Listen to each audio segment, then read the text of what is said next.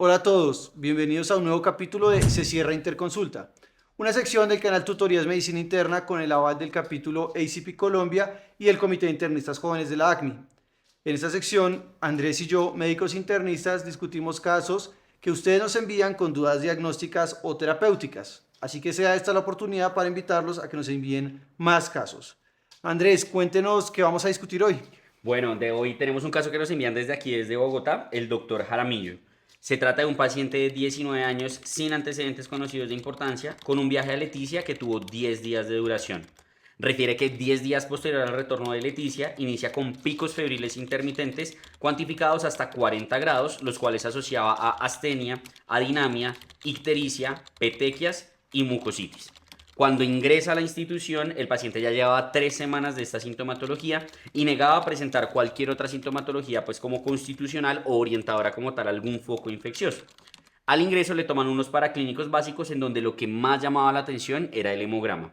En el hemograma se evidenciaba una pancitopenia con leucos de 1450, neutrófilos de 100, hemoglobina de 6 con hemoglobina con volumen corpuscular medio 87 y una trombocitopenia con plaquetas en 8000.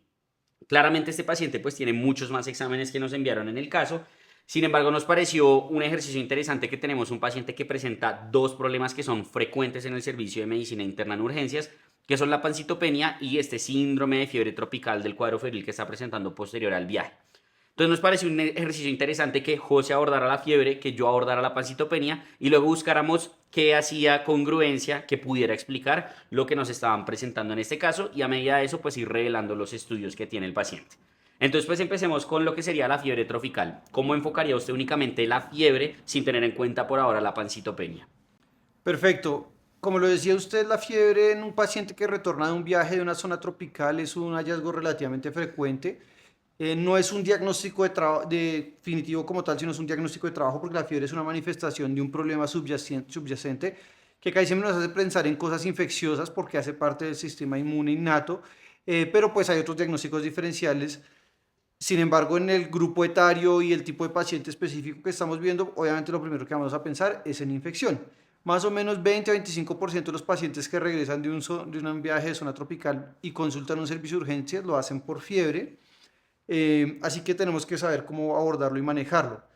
¿Por qué? Porque, pues, digamos, por la exposición a esta zona tropical, que se entiende, pues, digamos que esté en el trópico o en el subtrópico, y sobre todo si es área rural o área selvática, o hay actividades recreativas o condiciones de salud inadecuadas, y sobre todo si se está debajo de los 1500 metros sobre el nivel del mar, donde pues hay vectores que pueden transmitir enfermedades, el diagnóstico diferencial es muy amplio.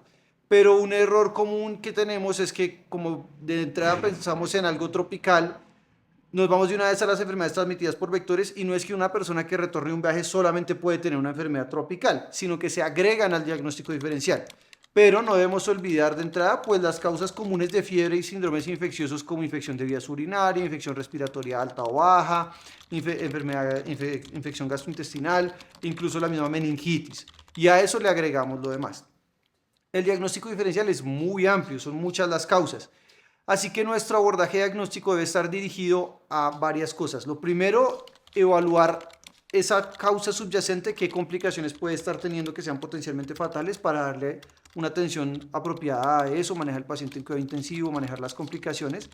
Segundo, descartar las causas que son más probables por la epidemiología, las que son más comunes en general y también las que tienen importancia clínica o de salud pública, es decir, causas que pueden tener manejo específico o causas que pueden transmitirse o contagiarse y generar brotes epidemiológicos que deban controlarse.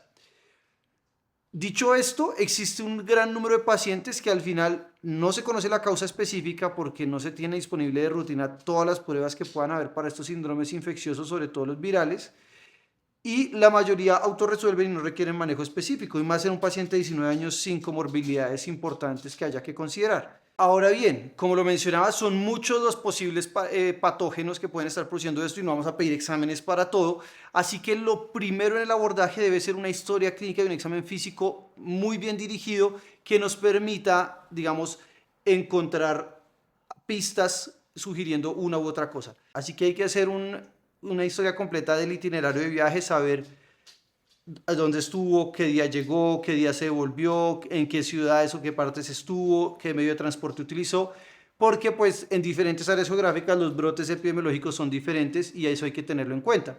El CDC tiene un mapa en línea actualizado en tiempo real que nos muestra brotes epidemiológicos en todo el mundo y pues uno lo pudiera consultar para saber, por ejemplo, pues ahí aparece reportado el brote de fiebre amarilla que hay desde hace un año acá en Colombia. Además de eso, hay que preguntar qué actividades hizo, si hizo actividades, digamos, de deportes extremos o actividades de espeleología, que pueden orientar a algún tipo de patógeno en específico, si estuvo en contacto en área rural o en área urbana, si estuvo en área selvática, caminatas, escalada, si hubo contacto con animales domésticos, animales de granja, animales selváticos, roedores, si vio algún tipo de insecto, si tiene picaduras o no, o si recuerda alguna picadura, si tuvo acceso a agua, se sumergió en aguas contaminadas, si consumió agua cruda, el manejo de los alimentos que se recibió, si hubo contactos sexuales, uso de drogas recreativas y en general el detalle en las actividades que haya podido tener. Y el examen físico tiene que estar orientado a hallazgos adicionales que pueda producir algún síndrome clínico además de la fiebre. Entonces, por ejemplo, encasillar al paciente si es solo fiebre aislada o si, digamos, hay alteración neurológica como síntomas de meningismo o alteración del estado de la conciencia en general, si hay manifestaciones cutáneas con rash, con exantema, si hay ictericia, que en la historia lo narran, sin embargo en el perfil hepático está normal la bilirrubina, lo que hace pensar que pues digamos fue algo probablemente subjetivo de esa apreciación, petequias o sangrado, manifestaciones hemorrágicas, si hay adenopatías, si hay lesiones genitales, si hay síntomas gastrointestinales o abdominales, o si hay síntomas respiratorios asociados, y eso nos va a permitir también, digamos, encasillar al paciente en un síndrome que tenga una u otra etiología. Sin embargo, pues, además de los factores de riesgo, hay otra cosa que nos permitiría, digamos, hacer un poco más estrecho el diagnóstico diferencial y es la temporalidad.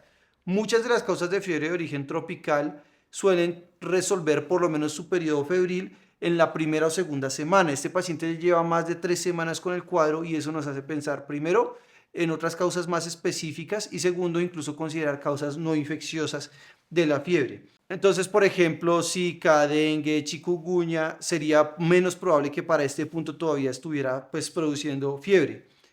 Entonces, como les decía, las pruebas iniciales deben ir orientadas a evaluar las causas más probables de acuerdo al cuadro clínico de nuestro paciente y la zona en la que estuvo expuesta, evaluar las causas más frecuentes en general epidemiológicamente y las causas potencialmente fatales que tengan tratamiento dirigido o de soporte y las que puedan requerir un aislamiento por temas de salud pública. Basado en estos objetivos, la gran mayoría de algoritmos que nos proponen, tanto de artículos como el que publicó en Infection 2017 o la revisión narrativa del New England o incluso el del American Family Physicians, recomiendan descartar malaria, así que se debe solicitar una gota gruesa, idealmente de forma seriada para mejorar su sensibilidad y que esto nos permita, pues se hace con el objetivo de descartar malaria, pero pues también se pueden evaluar otras infecciones como por ejemplo Chagas agudo, babesiosis, que pues también pudiera eventualmente identificarse en esta prueba.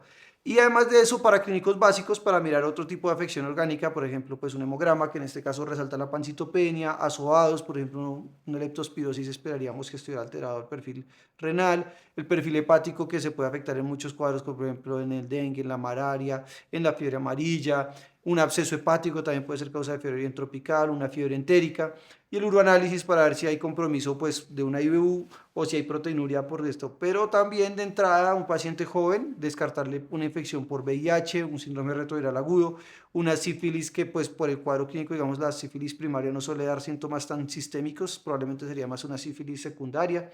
Hepatotropos, un umbral de prueba muy bajo, digamos es una prueba asequible, barata y que tiene implicaciones importantes. Y dependiendo del cuadro y los otros recursos, pues sí hacer otras pruebas adicionales como dengue, zika, chikungunya, pero como lo digo en este cuadro, llegando a las 3 semanas es poco probable que sea eso. Y considerar, dependiendo de los síntomas, radiografía de tórax para evaluar compromiso respiratorio o neuroimagen. Entonces creo que ese sería el abordaje inicial para este tipo de pacientes y quisiera saber qué otros exámenes tiene el paciente. Bueno, de los que nos comparte el doctor tenemos dengue, tanto el NS1 como las inmunoglobulinas negativas. Malaria, pues la gota gruesa seriada le hicieron 3, las cuales son negativas. Tiene una serología para VIH no reactiva. También tiene estudios de hepatitis B, de hepatitis C que son negativos y un set de hemocultivos que no documentó ningún aislamiento. Adicionalmente le realizan un uroanálisis y un gram de orina que no evidencia ningún dato sugestivo de infección. Le realizan estudios de citomegalovirus y de Epstein-Barr, en donde se documenta una IgM negativa y una IgG positiva para ambos tipos de virus. Y una leptospira tiene tanto IgM negativa como IgG negativa. Nos comentan que le realizaron estudios de riqueza que estaban solicitados, pero pues al momento en el que nos envían el caso estaba pendiente el resultado.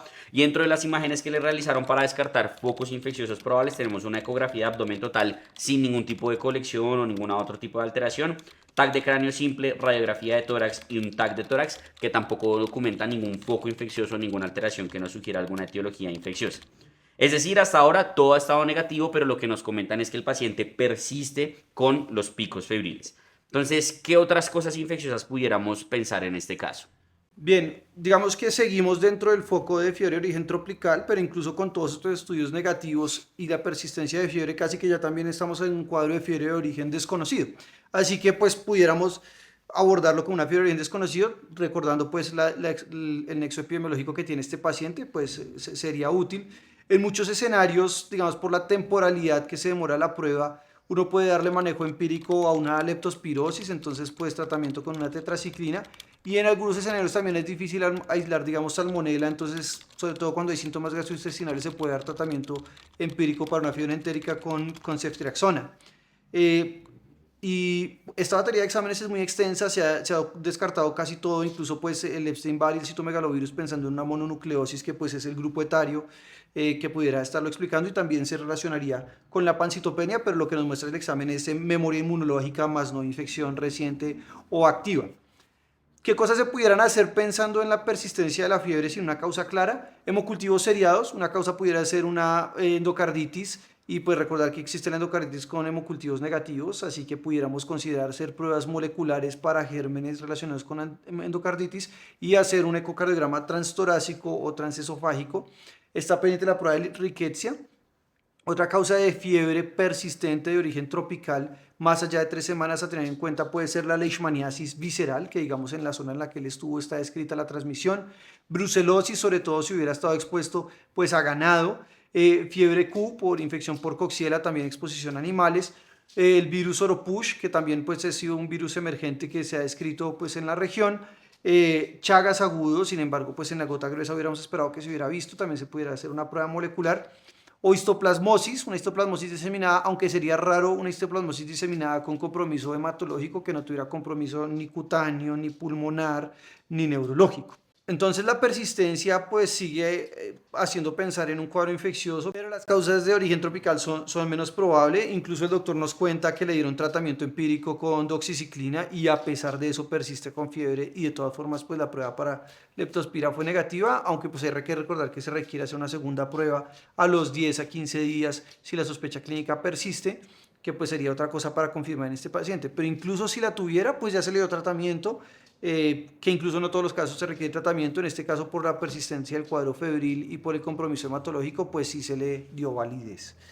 Entonces creo que nos quedamos con esos diagnósticos adicionales y empezar a pensar en otras causas no infecciosas de este cuadro. Complementémoslo ahora entonces con la pancitopenia. Andrés, ¿qué opina usted de eso? Creo que lo primero que tenemos que hacer es definir la pancitopenia y, como su nombre lo indica, va a ser una disminución de todas las líneas celulares que tenemos a nivel sanguíneo. En general, pues vamos a tener en ese sentido anemia, trombocitopenia y leucopenia. La leucopenia pues sería a expensas en general de todos los leucocitos, pero en la gran mayoría de los escenarios y casi todas las causas que tenemos de pancitopenia que vamos a estar mencionando, principalmente en general es una disminución de los neutrófilos. Por eso en muchas definiciones uno encuentra que lo documentan realmente es como una disminución del recuento absoluto de neutrófilos por debajo de 1500.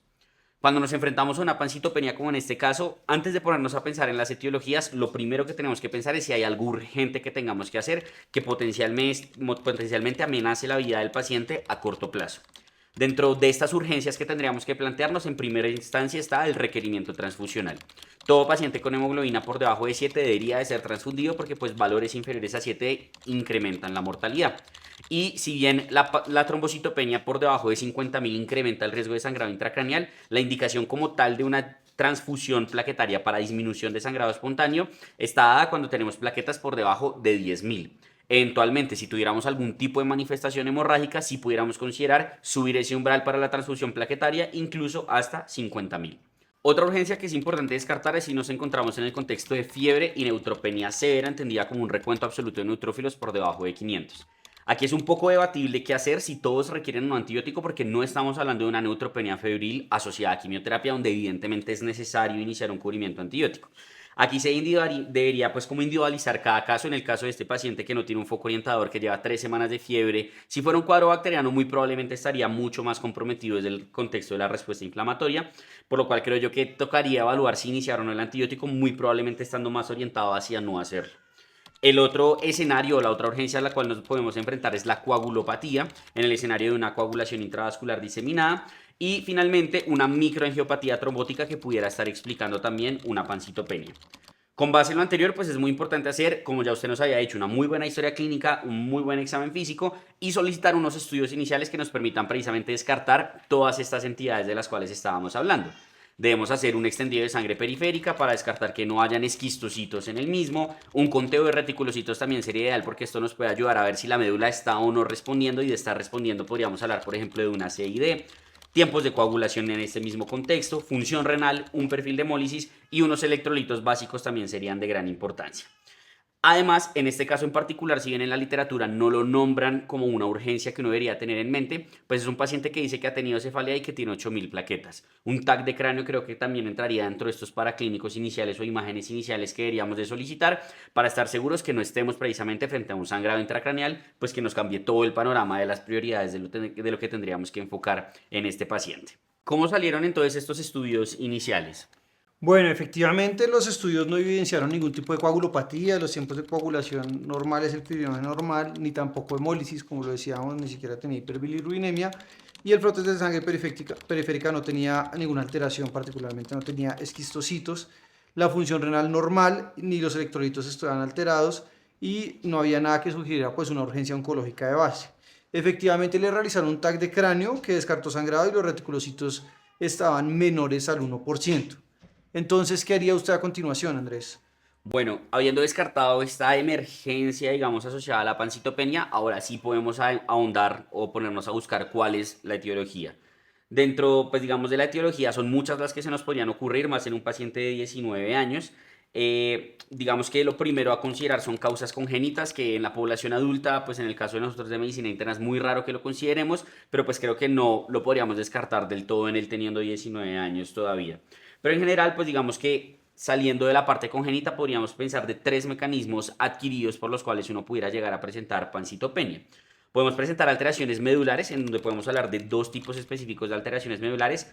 Infiltración medular, en donde hay un recambio de la celularidad que puede ser debido a varias alteraciones. Una de ellas, pues definitivamente es la neoplásica, pero también podemos tener mieloptisis o infiltración medular por algunas infecciones o por enfermedades de depósito. La otra posibilidad es que propiamente ya no tengamos una infiltración, sino un fallo medular, una disminución de las líneas celulares, que puede ser de etiología carencial, sobre todo B12, B9, eventualmente ferrocinética, pero un poco menos probable la parte de la ferropenia, etiologías infecciosas, etiologías tóxicas y etiologías inflamatorias / autoinmunes. Dentro del segundo mecanismo podríamos hablar del consumo periférico de todas las líneas celulares, en donde podríamos hablar principalmente de una coagulación intravascular diseminada o de una microangiopatía trombótica. Y el último mecanismo que tendríamos sería el atrapamiento, en donde hablamos básicamente de cualquier causa de hiperesplenismo que pudiera eventualmente llevar a una pancitopenia. Una buena forma de tratar de dividir estas causas que hemos venido mencionando son precisamente los reticulocitos, porque si está o no respondiendo la médula, me puede hablar de si el problema es periférico, como pudiera ser la esplenomegalia o como pudiera ser el consumo, o si el problema está propiamente en la médula.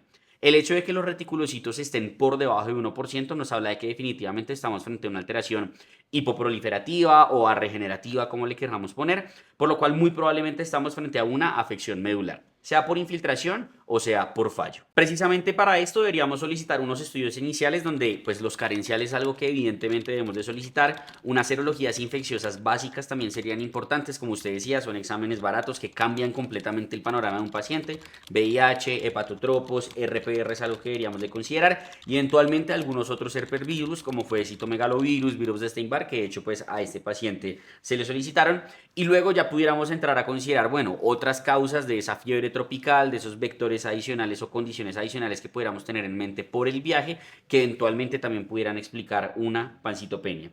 Y si definitivamente con estos estudios iniciales pues no tenemos la causa, pues nos tocaría pensar en la necesidad de precisamente entrar a la médula para ver qué es lo que está ocurriendo. O sea que deberíamos llamar muy probablemente a hematología para realizar un aspirado y biopsia de médula ósea. ¿Qué tenemos pues de estos estudios iniciales que se pudieran solicitar en el enfoque de la pancitopenia? Perfecto. Entonces, efectivamente, le descartaron etiologías carenciales e infecciosas, las que usted mencionó, incluyendo serologías para Epstein-Barr y citomegalovirus, que también ya lo abordamos en el síndrome febril, y le realizaron el aspirado de biopsia de médula ósea, donde no se encontraron formas inmaduras ni alteraciones patológicas diferentes a disminución de todas las líneas celulares, y los estudios infecciosos en esa médula ósea también fueron negativos. Resaltar, por ejemplo, tuberculosis, histoplasmosis, que pues estaban dentro de los diferenciales de fiebre tropical, y ahora también el de pancitopenia, que deberíamos tener en cuenta. Antes de que hablemos de si podemos conectar o no la fiebre tropical con esto, ¿qué más haría usted como para terminar de abordar la pancitopenia? Bueno, pues en este caso creo que no lo hemos mencionado hasta ahora porque la clínica no es sugestiva, pero las enfermedades autoinmunes es algo que no podríamos descartar. Sobre todo creo que considerando la edad del paciente y las entidades que eventualmente pudieran causar una pancitopenia, como pudiera ser un lupus eritematoso sistémico, no sería descabellado tenerlo dentro de las consideraciones. El paciente no tiene compromiso sistémico, no tiene manifestaciones clínicas, pero yo personalmente creo que consideraría realizarle un perfil inmune a este paciente para estar seguros de que esa no es la causa de lo que sea que le esté ocurriendo. Otras etiologías que pudiéramos pensar infecciosas que no necesariamente tienen nada que ver con fiebre tropical sería de pronto la parvovirosis, aunque uno esperaría más una aplasia pura de células rojas. Eventualmente también se pudiera llegar a presentar como una pancitopenia. Creo que no estaría de más también ya en este punto donde no sabemos qué más hacer, considerar realizar una prueba. Y si finalmente no encontramos ninguna etiología, pues creo que no sería loco pensar que estamos enfrentándonos a un debut de una aplasia medular y que muy probablemente el viaje reciente que tuvo sea más como un ruido, si se pudiera decir, asociado a este debut que está presentando de la aplasia medular y que solo por la aplasia medular y las citopenias que genera ha presentado los picos febriles, entre algunas otras pues de las manifestaciones que hemos mencionado hasta ahora. Pero pues definitivamente antes de que nos quedemos con una aplasia medular tendríamos que decir que no hay razón para sospechar que hay una asociación entre la fiebre tropical y la pancitopenia que tiene el paciente. ¿Qué diría usted, aparte de lo que ya hemos mencionado los dos, algo más que valga la pena considerar, algo a tener en cuenta? ¿Y qué nos dijo finalmente el doctor pues de respecto a los estudios adicionales que le salieron? De acuerdo, como lo mencionaba usted, pues nos estamos acercando a la plaza medular y justamente porque termina siendo casi que un diagnóstico de descarte y eso hemos hecho o eso han hecho pues en el caso de este paciente, descartar sobre todo las etiologías infecciosas por las implicaciones que tiene el tratamiento, que es una inmunosupresión pues importante y pues sería muy riesgoso descartar, no haber descartado una tuberculosis, histoplasmosis. Entonces creo que digamos de las cosas que pudieran darnos ya un cuadro de fiebre de casi un mes y además de eso la pancitopenia, infecciones micóticas invasivas como histoplasmosis, eh, pero pues la médula salió negativa para eso. Eventualmente una fiebre entérica también se pudiera manifestar así, los hemocultivos seriados nos pudieran ayudar e incluso pues dar un tratamiento empírico con ceftriaxona, así como lo hicieron con la doxiciclina para la leptospirosis. Y leishmaniasis visceral creo que sería pues otro diagnóstico diferencial a considerar ahí, pero pues nuevamente en la histopatología se hubiera visto y sería raro que se presentara sin hepatosplenomegalia, que es otro hallazgo característico de la leishmaniasis visceral.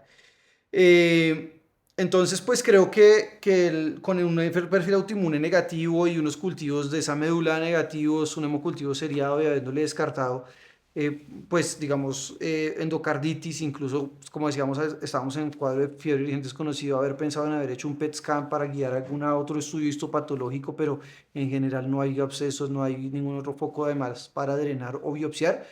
Creo que lo más sensato es pensar que se trata de una aplasia medular y parece que esto fue en lo que concluyó el caso y el paciente pues está recibiendo tratamiento para esta entidad. Y pues la idea es ver cómo evoluciona la línea celular y que remita a la fiebre. Bueno, José, ¿cuáles serían los mensajes para llevar al hospital? En un paciente con fiebre que regresa a un área tropical o subtropical endémica para enfermedades transmitidas por vectores, el diagnóstico diferencial es amplio y debe incluir las causas comunes de fiebre como las causas transmitidas por vectores, y el abordaje debe estar dirigido por una buena historia clínica identificando factores de riesgo o un examen físico que identifique manifestaciones asociadas que pueda ayudar a ser más dirigido el diagnóstico diferencial. En segundo lugar, cuando nos enfrentamos a una pancitopenia, lo primero que debemos hacer es descartar que estemos frente a una urgencia asociada a la misma, como pudiera ser un requerimiento transfusional o como pudiera ser una coagulopatía por consumo tipo C y D. Después de haber descartado esto, podemos ahondar en cuál es la etiología de esta pancitopenia, en donde debemos recordar que existen tres grupos grandes de etiologías: afecciones medulares, sea por infiltración o por fallo; consumo, como puede ser por una CID o por una microangiopatía trombótica; y finalmente atrapamiento por cualquier causa de hiperesplenismo. Finalmente, cuando tenemos entidades con diagnósticos diferenciales muy amplios como la fiebre de origen tropical y la pancitopenia, debemos evaluar las causas comunes que pudieran explicarnos las dos, principalmente condiciones infecciosas como tuberculosis diseminada, histoplasmosis, leishmaniasis visceral, pero no olvidar las causas no infecciosas como infiltración neoplásica primaria o secundaria y también las enfermedades autoinmunes. Con esto terminaríamos este capítulo de Se Cierra Interconsulta. Esperamos que les haya gustado mucho. Si quieren compartir algún caso que ustedes tengan con una duda diagnóstica o terapéutica que quieran que nosotros analicemos acá, no olviden que pueden hacerlo a través del link que le dejamos en la descripción. Y de igual manera, si quieren repasar un poco más sobre estos temas, recuerden que en los tomos de medicina interna de la ACNI, en la sección de infectología y de hematología, pudieran repasar todos estos temas. Y no siendo más, yo creo que con eso, José, se cierra Interconsulta.